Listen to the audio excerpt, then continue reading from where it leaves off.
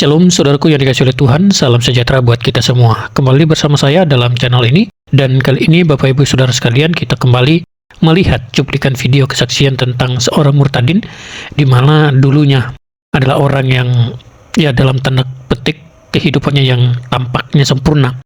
Ia adalah seorang wanita muslim yang taat, punya keluarga yang penuh dengan kebahagiaan, pekerjaan yang mapan, dan masa depan yang cerah. Namun semuanya itu begitu saja hilang, begitu saja. Suaminya pergi, anak-anaknya juga hilang, usahanya hancur. Dan suatu ketika di tengah malam yang panjang, yang penuh dengan tangis dan doa, ia berlutut memohon agar Tuhan menjawab setiap doanya. Namun semuanya itu sunyi, tidak ada jawaban. Akhirnya ia mulai bertanya, kenapa hidupnya seperti ini? Apakah Tuhan sudah meninggalkan dia? Dalam keputusasaannya itu, ia merasa hampa, tidak ada kekuatan, tidak ada arah. Sampai suatu malam, dalam kesaksiannya tersebut, ia tidur dengan lelah. Ia bermimpi melihat sosok yang berpakaian putih bersinar, penuh kasih, menatapnya dengan mata yang lembut, dan suaranya berkata, "Aku mengasihimu, datanglah kepadaku, dan engkau akan menemukan damai." Ia terbangun dengan air mata mengalir sambil hati bergetar. Sejak hari itu, ia mulai mencari siapa Yesus itu sebenarnya. Ia mulai sadar membaca Injil dengan diam-diam. Dan ia, di setiap halaman, ia menemukan kasih yang tak pernah ia rasakan sebelumnya. Kasih yang tak menuntut, tidak menghakimi, dan hanya menerima. Hari demi hari hatinya berubah. Luka yang dulu dalam mulai sembuh. Ia menyadari yang ia cari selama ini bukan sekedar agama, tapi hubungan yang akrab dengan Sang Pencipta yang hidup. Dan ketika ia akhirnya berdoa dalam nama Yesus, ia merasakan kedamaian yang tak bisa dijelaskan dengan kata-kata. Ia pun memberitahukan kepada orang tuanya, dan luar biasa, puji Tuhan, orang tuanya pun juga menerima. Dan dalam kesaksiannya, orang tuanya adalah orang tua yang penuh dengan toleransi. Orang tuanya memberikan kesempatan itu untuk dia jalani, dan sampai sekarang ia menjadi seorang pengikut Kristus yang setia. Karena itu, teman-teman dan saudaraku yang dikasihi oleh Tuhan, saya mengajak kita semua untuk melihat lanjutan kesaksian berikut ini. Ini dia cuplikan videonya. Tapimu, saya dengar orang Bukit Tinggi. Bukit Tinggi, orang Minang. Orang Minang. Berarti seorang Muslim ya? Yes, Muslim yang sangat taat, sangat baik, sangat penuh kasih. Muslim yang sangat baik, sangat taat, penuh kasih. Sangat toleran. Sangat toleran ya. Dia sampai membiarkan Anda memutuskan sendiri yang menjadi pilihanmu. Iya. Bahkan hubungan saya sama bapak saya tuh luar biasa, Pak. Setelah saya menerima Kristus pun, bapak saya masih bisa anterin saya ke gereja. Lalu siangnya saya yang temenin dia untuk sembahyang dulu di musola, saya tunggu di mobil. Dan ini sesuatu yang normal, yang biasa gitu kita lakukan. Wow, itu luar biasa. Iya. Karena jarang sekali juga terjadi di beberapa keluarga Kristen yang berbeda agama.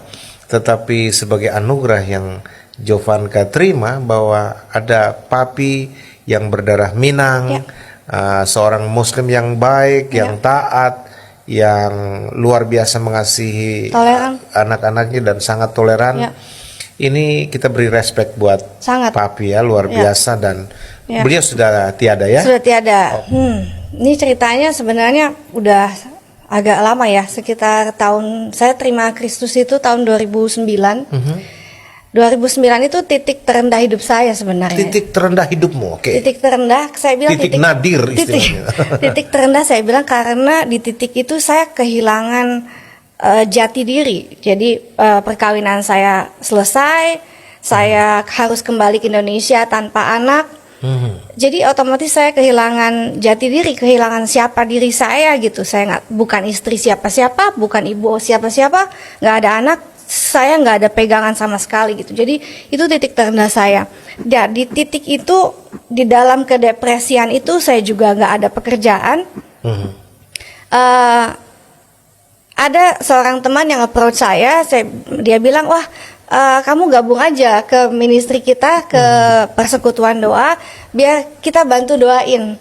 Wah, orang kalau lagi down itu ya Pak, terserah mau doa dengan cara apa, tapi itu kita butuh banget ya, karena itu kayak air, kayak orang yang kekeringan tapi perlu air. Nah, pada saya datang ke persekutuan itu, saya pikir ini luar biasa sekali ya perempuan-perempuan Kristen ini ya.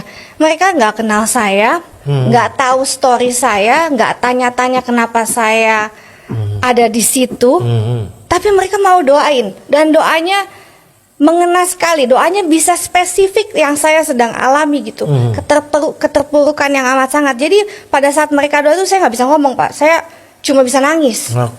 Dan mereka makin lihat saya nangis makin kencang doanya.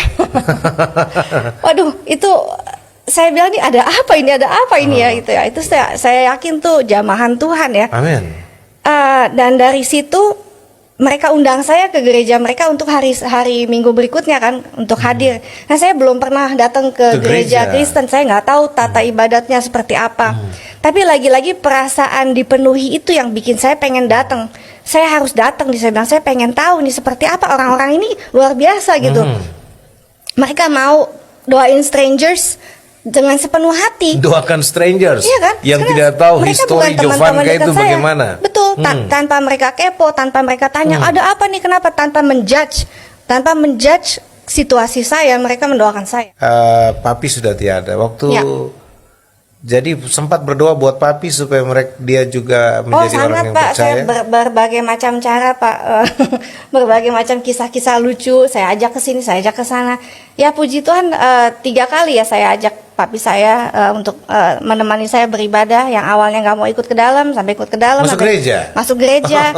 Dan lucunya begitu masuk gereja dengar khotbahnya bagus, Papi saya bilang ternyata bagus ya bahan omongannya ya. Saya nggak tahu apa yang ada di kepala orang luar ya Pak. Kita ibadah mungkin disangkanya bahas apa ya. Padahal yang kita bahas adalah kehidupan kita, kehidupan keluarga, kehidupan masa depan, masa kini, parenting, love.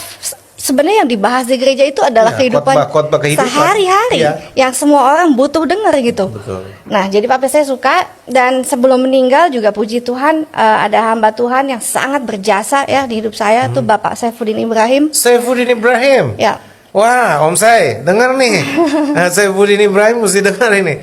Ternyata Om Saifuddin Ibrahim juga adalah orang yang sangat terkesan dalam hidup Jovanka. Kenapa? Karena pada pagi hari ketika ayah saya masuk ICU, pagi itu nggak tahu kenapa saya tergerak untuk kirim message SMS ke Pak Saifuddin. Saya bilang, Pak mohon doanya ya Pak. Kebetulan memang kita 2 tahun terakhir itu pernah beberapa kali ada ibadah sama-sama, dan saya ikutin khotbahnya beliau, ikutin ajaran-ajaran beliau, kita sering makan sama-sama juga.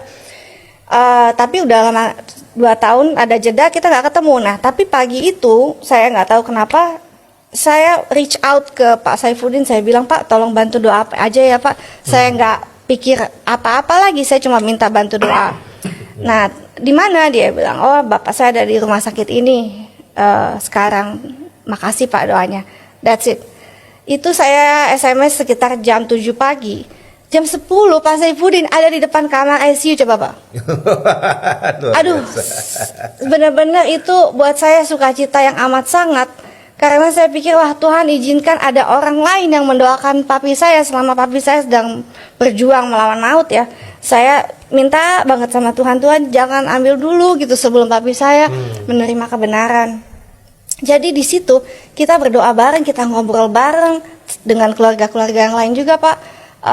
Sampai jam 2 siang Pak kita doa. Papi saya meninggal setelah itu jam 3-an. Luar biasa. Jadi aduh, sudah puji Tuhan, sempat Pak. dilayani dulu. Yes. Ya, Pak Saifuddin berkali-kali berbisik, ngobrol, pegangin, dan ya itu sama sekali nggak ada apa ya. Ya saya nggak sangka lah memang perkenanan Tuhan ya, itu semua luar biasa kalau bukan kasih karunia Tuhan. Beliau kan sibuk sekali ya Pak. Saya sempat tanya malah, Pak Bapak kan sibuk banget kok sempat-sempatnya datang. Begini jawab dia, Jovanka saya hari itu memang ada jadwal untuk khotbah di satu persekutuan. Tapi begitu saya dengar papimu ini sedang diambang kematian, ini prioritas.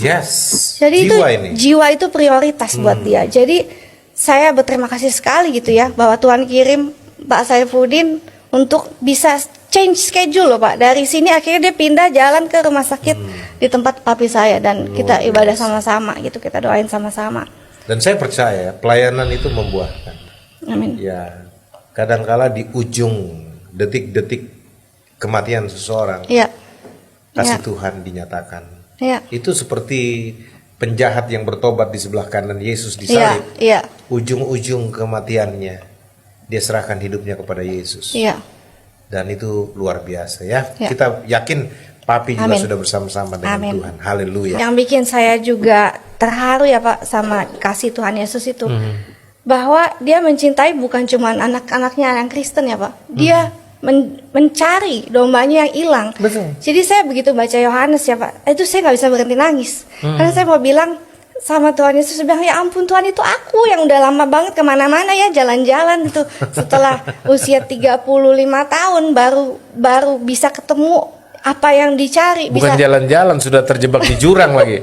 Udah hampir mati kan? Iya, Di betul. jurang itu Betul, Pak, di istilahnya. ujung. Udah di ujung ya, Pak. Di gambaran dalam perumpamaan di Alkitab itu, gembala yang baik itu meninggalkan 99 ekor domba yang aman di kandang, Betul. lalu bertaruh nyawa untuk mencari seekor satu. domba yang terjebak di jurang dan terancam binasa, yang namanya Jovanka Mardova. Amin, amin. Aduh, betul banget Pak. Jadi ya itu ya yang bikin saya wow, Tuhan Yesus tuh cintanya bukan cuma sama orang-orang tertentu Pak. Itu yang salah paham yang saya sering dengar ya. Wah, berarti dia cuma cinta sama yang Kristen doang karena yang Enggak, Kristen yang betul. selamat. No, dia itu cinta datang untuk semua orang. semuanya. Amin. Tapi dia nggak bisa paksa. Dia hanya bisa jamah lalu kita merespon. Iya. Karena kalau dia jamah kita nggak respon, dia nggak bisa paksa Pak. Andaikan dia bisa paksa, kita semua selamat. Betul. Kadang-kadang saya suka berharap sih Pak, kenapa Tuhan Yesus nggak paksa aja ya Pak, biar semua yang kita cinta itu selamat gitu. Tapi ya itu lagi-lagi. Tapi di kita sorga tidak ada harus orang yang respon. masuk sorga karena terpaksa. Ya, semua orang yang masuk sorga karena punya keputusan hati untuk menerima Ya, menerima Yesus kebenaran. sebagai juru selamat secara pribadi. Ya, saudara yang dikasih oleh Tuhan, melihat dari kesaksian ini bahwa kuasa dan anugerah Tuhan itu sangat sungguh luar biasa. Ketika orang sungguh-sungguh mau mencari Tuhan, maka di sanalah keajaiban akan terjadi. Di sanalah kuasa Tuhan dan mujizat Tuhan terjadi. Yang tadinya seperti seorang yang tercampakkan, yang kehilangan arah, namun Tuhan memilih mengangkat kehidupan, mengangkat derajatnya dari tempat yang paling rendah. Tuhan angkat untuk tujuan yang baik, yaitu untuk bersaksi bagi Kristus. Oke, teman-teman dan saudaraku yang dikasihi oleh Tuhan, mungkin teman-teman juga salah satu dari orang-orang yang dipilih Tuhan untuk menjadi saksi bagi Kristus. Dan harapan saya, Tuhan senantiasa memberkati Bapak, Ibu, dan saudara sekalian yang setia menikmati atau membagikan setiap video-video yang ada di dalam channel ini. Tuhan Yesus memberkati kita semua. Shalom.